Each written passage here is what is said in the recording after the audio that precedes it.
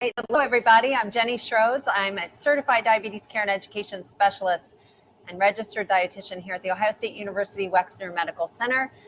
It's my privilege to join these two special people, Chef Mike and Cameron Stauffer, who's a senior culinary educator. And we bring to you diabetes-friendly cooking demo on the second and fourth Tuesday every month, 12 to 12:20. In the last 10 minutes, we hope that you're going to chat us up. We hope you chat us up during the whole time. Ask us questions, give us insights, tell us what we're doing right, tell us what we could do better. We'd love to know what you do at home. And today I am so excited, and there's this energy in the room. And it's because of pizza day. It's not even Friday, it's Pizza Tuesday. And we're doing Pizza Supreme. And what does that mean to you? So to me, that always references the old Pizza Hut Supreme to me, with the olives, the peppers, the sausage. That was just a special treat when I was young. Load it up. Yeah, with the Supreme, it was like the premium pizza. Yeah. Yeah. Did you get the pan? They always had the pan. Pizza Yeah. Hut always had the pan. That pan pizza in its day. Woo, was it good? Okay, so what we know is what we're dealing with today is high blood sugar. Pizza wreaks havoc on our blood sugar. But there are things that we can do, substitutions we can make, and there are some substitutions we cannot make because I happen to be a white dough, white crust lover. I love that. I don't want a whole wheat crust.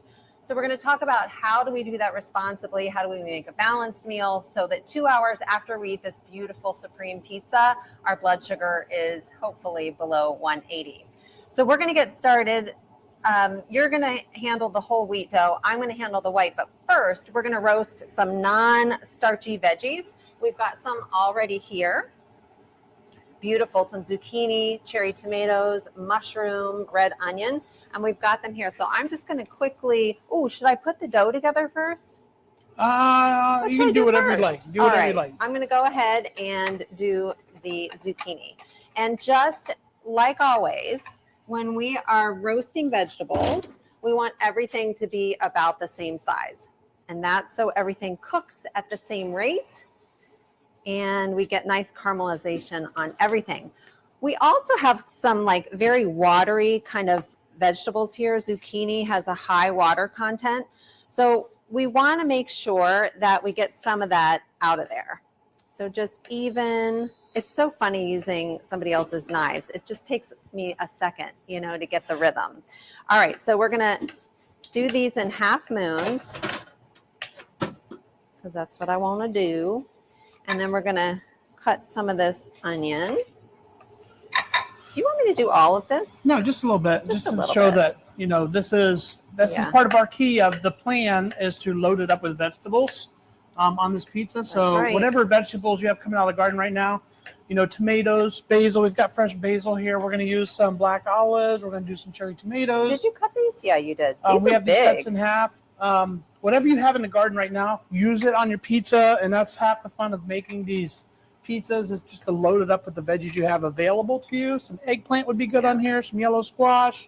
Some other types of onions. The eggplant kind of intimidates me, though. What would you do to prep it for a pizza? So I would just cut it really small and maybe toss it with a little bit of salt and pepper. And then with the rest of the oil on the sheet pan, it would probably roast up really nice. So I'm just going to get a one layer of veggies here so that they don't steam. Because if I have too many on there, they're just going to steam and they're not going to roast. And I'm not going to care one iota about those little seeds. Big whoop. Right? And so these were just partially roasting. We're going to finish these in the oven on the pizza. So we're just trying to get a little bit of the moisture out of them right now on the sheet pan. All right, I'm almost done here. I think we need a little bit more. Did you see that knife slip? No. Good thing the ER is right beside us. All right, now we got some oil. Sometimes I throw this in a bowl and then just toss it around. The oil on there. Smells so good. And just toss it around, make sure everything gets coated. You can do a little S&P if you'd like. Little S&P. And why would we do a little S&P at this point? So just to bring out some of the moisture in the veggies. Yeah. It'll help bring some of that squash, the mushroom, veggies, all that moisture in there would help bring it out a little bit. You know what? I never used to do that until I started working with chefs. And then I realized you got to salt as you go. Yep. And it's important. Where, oh, here it is. Okay, here. Okay, All right. so we're going to pop this in the oven and roast it. Thank you, sir. And I'm going to get started right away on the dough. I'm trying to be all cool and clean as I go, like you do, but I really don't know how to do that. So, all right. So we're going to start with a bowl and some water. And you'll notice in the recipe that the water is broken up into 2 different amounts. And I just learned why this is. You taught me something new today. So there goes the water, and here goes all of this, all the yeast. Yeast. Okay. And this just helps it bloom a little faster with a little less water. It kind of soaks up more quicker if you don't have a whole bunch of water in there. All right. And then I'm going to take the other part of the water. I'm going to add the oil and the salt. So after this blooms for about 5-7 minutes, then we add the rest of the liquid, which is the rest of the water, some olive oil, and a little bit of salt. And a lot of people don't use salt in their dough, but there is a real purpose for salt in a pizza dough, and especially yeasted products. It kind of controls the yeast. So it's always important to have a little bit of salt in there when you have a yeast product. I kind of want that salt to dissolve. I don't know why, but thank goodness for gloves. All right. So once that blooms a little bit, we're going to add, what are we adding first? This? We're going to add the liquid, all the liquids together. Add all the liquid.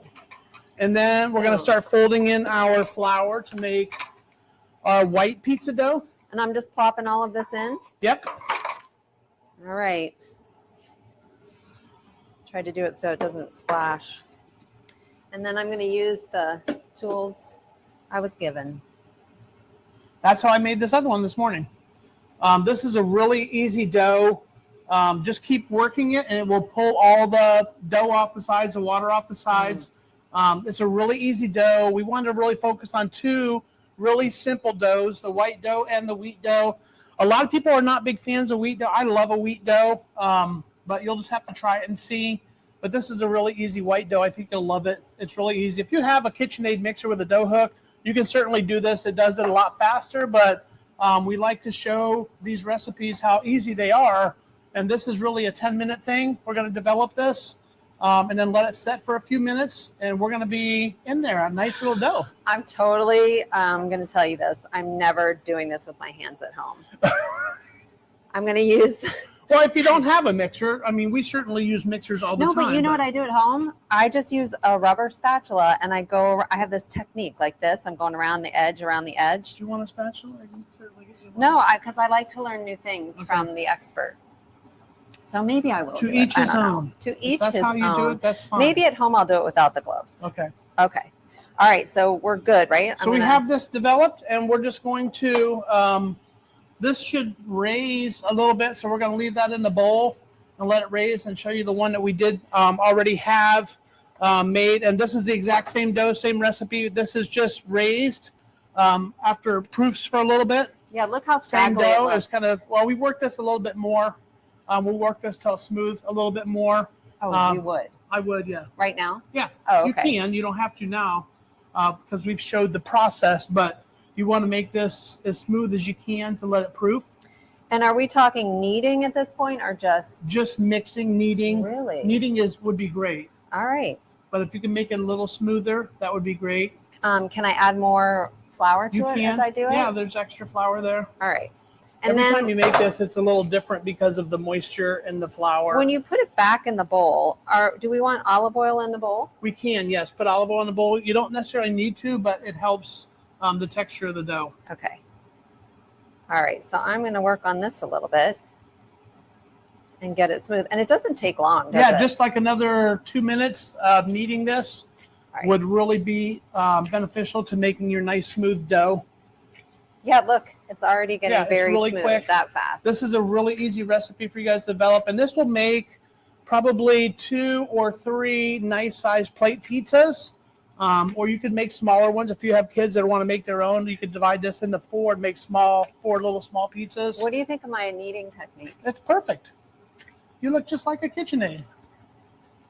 Perfect. Okay, So that's really smooth. Yeah, that's. I'm going to pour the 100% rest of better. this oil in here.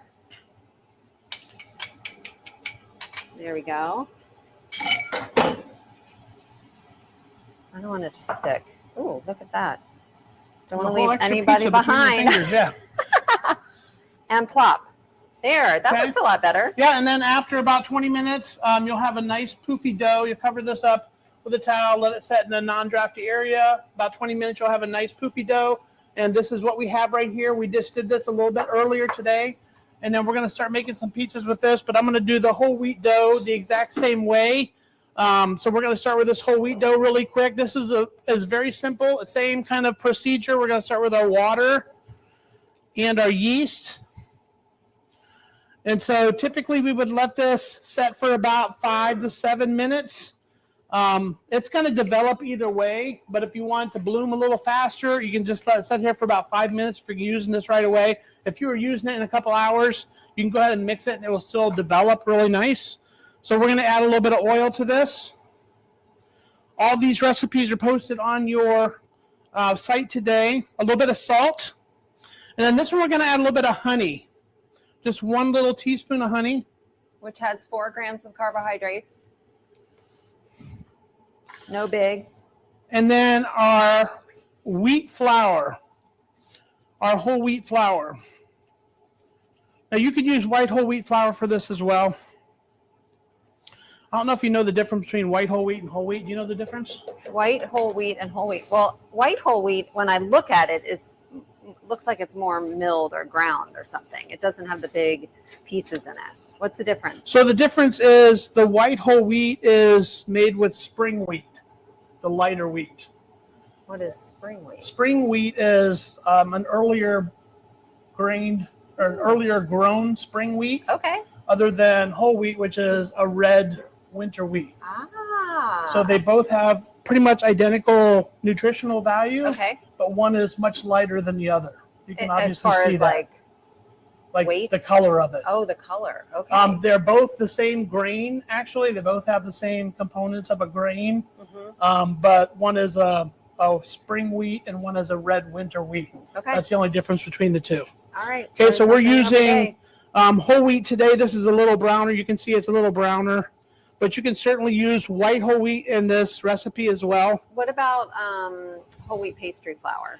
So whole wheat pastry flours are, so let me go back and talk about flours for a second. Okay. So flours, we have an all-purpose flour. Let's start there. So all-purpose flours are middle-of-the-road flours that usually have about an 11% protein content. So when you have all-purpose flour, they use all parts of the grain to mill. So you have the grain or the bran, the germ, and the endosperm. And so all those are ground up into all-purpose flour, about 11%. So when we talk about pastry flour has about 8% flour content or gluten strands. Okay. And then we talk about bread flour, that can go up as high as 14%. Okay. So all-purpose is like right there in the middle, like at 11%. So the pastry flours just have less protein that will develop gluten. Okay. So that's why we use a stronger gluten flour to develop breads, because we want that structure, and that's why we use a pastry flour or a less protein flour for desserts, so they're less, they're more flakier in texture. Okay. Does that make sense? Yeah, it totally makes sense. So we have our wheat one here. Yeah. As far as carb content goes, though, it's negligible, right? It's pretty much all the same. If you know or you think that's different, put it in the chat and we'll talk about it. What we know is that there's more fiber in this whole wheat crust, and fiber helps with that rise in blood sugar.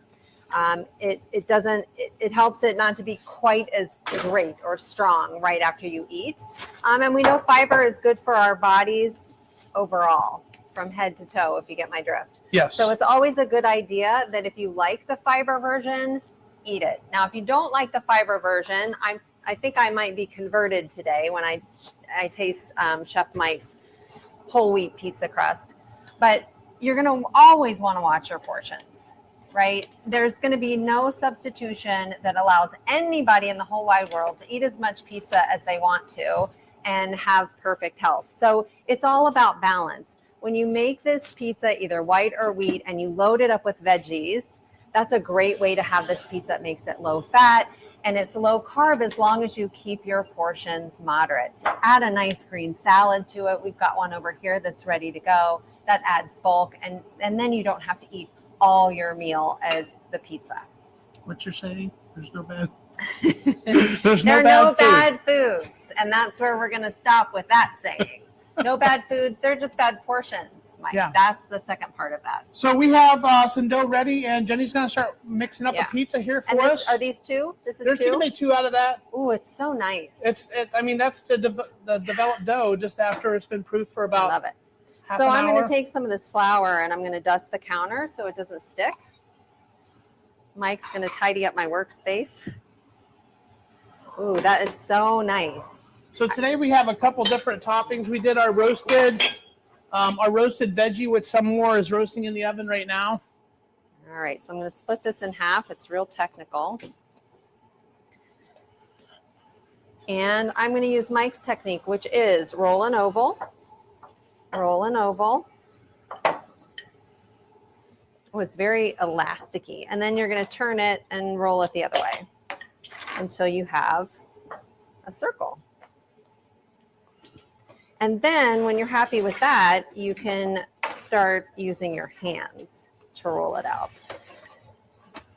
All right, that's beautiful. All right. So lots of different ways to do this, but I like gravity to take over. I'm just going to lightly stretch this and try not to embarrass myself and put a hole in it. You're doing great, Jenny. Oh, thank you, Mike. You could work in a pizzeria. Oh, we already talked about that. That would be so stressful.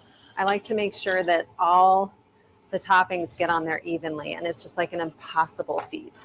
So that would be a very stressful job for me. This is not turning out to be round at all, Mike. It doesn't have to be perfect. All right. I'm trying to keep up with you, though.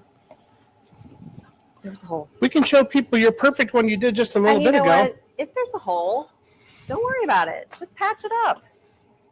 Right? All right. Oh, that looks great. So this is one we just did right before you guys came on the air. And Jenny did this one. It's beautiful. See, you did do a round one earlier. You can tell Mike has been a teacher for many years. Yeah, look at this. Like, is it the stress of being on camera or what? Probably. Every dough has its own personality. All right, we're just going to go with that. It doesn't have to be perfect. Well, I mean, I feel like maybe, should I do this other one? You can do the other one, or we can do a wheat one. You want to do a wheat one? Sure. No? Okay, do the other one. I'll do the wheat one. Okay, thank you. I know that I'm going to love that wheat one. It's going to be great. Going to be great. All right. Start with the round ball. Roll an oval. And I think we're also considering, like, how thin can we get this dough? If it's thinner, then I'm not eating as much crust. So that's something to consider too.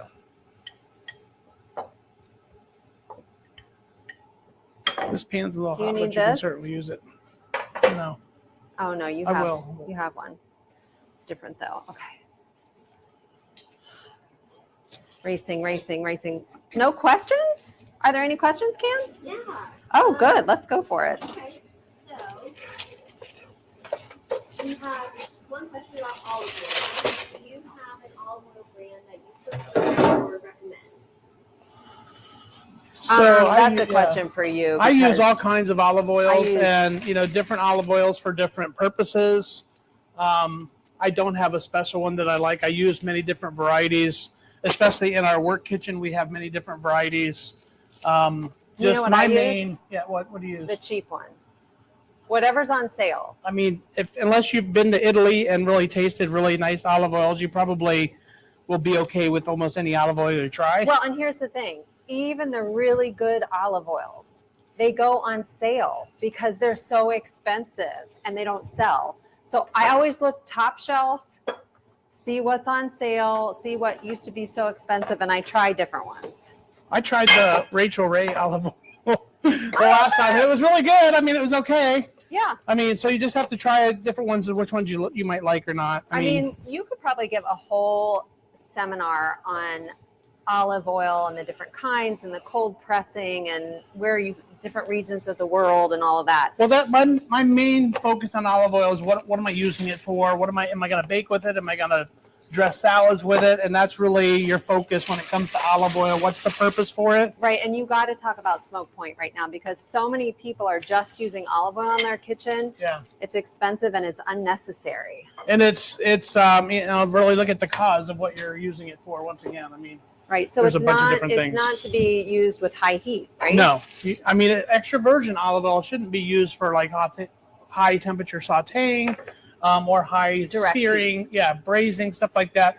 It is great for dressing salads and marinades and stuff like that, where it's not burning the olive oil, the fruits inside of the olive oil. So just do a little research and find out what you like, what flavors you like better, because there's certainly go to different one of those ones. olive oil places and taste. There's one at the North Market locally here that we have different kinds of olive oils. Okay, so we have different ideas about how to sauce a crust. Mike likes it all the way to the edge, and I like that bubbly stuff with no sauce on it. So we're going to come to a happy medium here. Okay. Oh, we have another one. Oh, but you have more sauce. I have more Excellent. sauce. Okay, so we're at 20 minutes. This is where I need to start tasting. Okay. I mean, it's my job. So we have one pulled out of the oven right now. We have the whole wheat crusts that we did kind of thin, and then we have our regular one, and then we did one of our interns here did a little vegan one as well. We're going to show that off. So she had a little vegan one as well. It's so nice. Looks fantastic. Way to go, Isabel.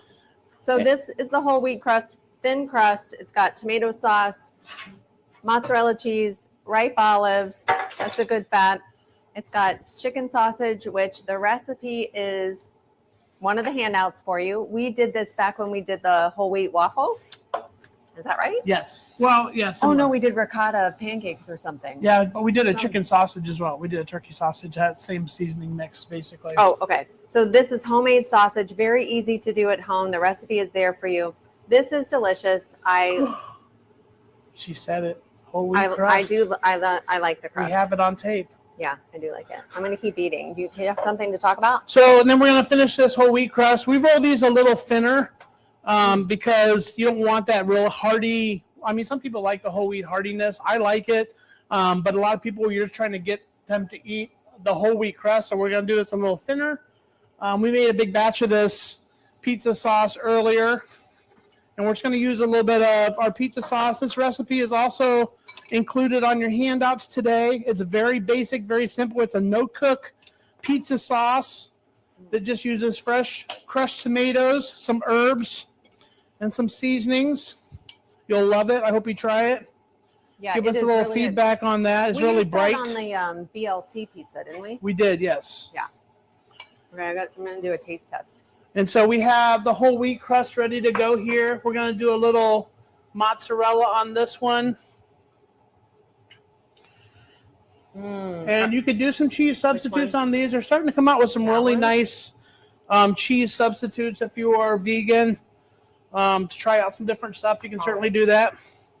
Oh, and you put some fresh basil on there. And then we have some of our roasted veggies that we just did a few minutes ago. There's some more of these in the oven. We're going to do some more of these. This one we're going to make just vegetarian. We're not going to do the chicken sausage on this one. And then we're doing a little feta today because feta adds a little zing to this.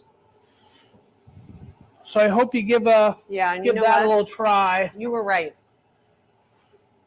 The feta adds zing to it. I really like it. Or a little goat cheese, either one. We're doing a little feta on this one. I was against the feta at first, but I really like it on that whole wheat crust. Super good. So we have another question about olive oil on that tray. There was a hole. So the question is, can we avoid olive oils that are not in brown bottles to limit light degradation? There's a lot of controversy about that as well. There is? I believe so. I mean, I think people are always arguing over the quality of olive oil and how it should be stored. At my house, olive oil doesn't last that long. I'm not the guy that buy the $300 bottle of brown bottled olive oil that's going to sit around and look pretty. I use it, so it goes really quick. So most of them do come in green bottles, which do help protect it overall. But for the life of an olive oil bottle, really, how long should you have olive oil hanging out in your shelf? It shouldn't be in your pantry for more than 2 months, maybe, especially at that heat. Once you open it, it's at room temperature. So I would, try to use those up as quick as you can. And I wouldn't worry about the color of the bottle unless you're a real olive oil enthusiast and you collect bottles of olive oil. It should be down next to your wine bottles probably with balsamic vinegar that's aged 20 and 30 years. So I wouldn't worry too much about those unless you're enthusiasts, and you probably have a lot more to say about that than I do. So we'll leave it at that. All right. I like those answers. What else? How long do you proof the dough? So this on the recipe can proof about 20 minutes. This actually freezes really well too. Once it proofs, you can punch it down and put it in a circle and freeze it. And then when you want to use it, just pull it out, let it set room temperature for several hours so it's nice and thawed. And once you roll it out, it will proof again once it starts getting some warmness to it, some temperature to it. But yeah, it freezes really well, but you can proof it and use it in as little as 20 minutes, 30 minutes. This is a start to finish dough, and like 35, 40 minutes. You can use it in the oven, which we did with these as well. Okay, now a question about the flour. Is white whole wheat as dense as red whole wheat? Nutritionally speaking, they're very, very similar. They use the red whole wheat that comes from the red wheat for the darker whole wheats. White whole wheat is not bleached. That's just the way the grain comes out for the spring grains. So I don't think it's much denser. It has more fiber in it, I think, because of the redness of the grain, but I wouldn't think it's much more denser. I think both whole wheats are probably about the same consistency when you're using those in recipes. Okay, how do you make the sauce, your pizza sauce, using fresh tomatoes from the garden instead of the canned fresh tomatoes? So really easy. This is, we would probably blanch the tomatoes first. A lot of cooks and Italians like to blanch it first and get the skin off of it, which you just drop them in boiling water for about 10 or 15 seconds and then into ice water, and the skin peels off really easily. And then we just chop them up or food process them or mill them into a nice crushed tomato puree. You get the seeds out? Some people get the seeds out, some don't. I don't mind the seeds. If you're using a nice beefsteak tomato or a San Marzino or a Roma tomato or something that doesn't have a lot of seeds, you're not going to notice them really that much. But if you have a real seedy tomato, you can certainly get some of those out. But just process them, a little food processor, chop them up. And this sauce is made just from crushed canned tomatoes, which is really bright. It's really fresh. It's got some herbs, some basil, a little bit of garlic, olive oil, and sometimes I'll even put a little bit of lemon juice in it to brighten it up. But for the most part, this is a really fresh sauce. You can use fresh tomatoes just interchangeably. I mean, sometimes fresh tomatoes aren't the best for a sauce, right? But you're going to be adding other things to them as well. So you're going to deal with a whole lot of liquid. You're going to want to cook it more, right? Yeah. But Okay. crushed tomatoes have liquid in them too. Yeah. And if you are buying, when you get your tomatoes out of your garden, you know what's there. There's no added sugar. That's awesome. So when you do buy canned, you just want to make sure you know what you're getting. Look at the ingredients. There should just be tomatoes and maybe salt, maybe some basil in there. Yeah. Really nothing else. No sugar. No sugar. No need for sugar. Yeah. Okay. Any other questions?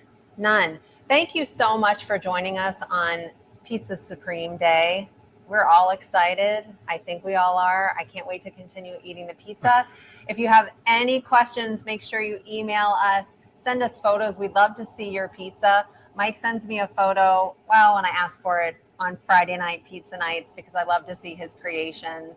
Eat responsibly, add that beautiful green salad, and enjoy your pizza. I hope you try them. Bye.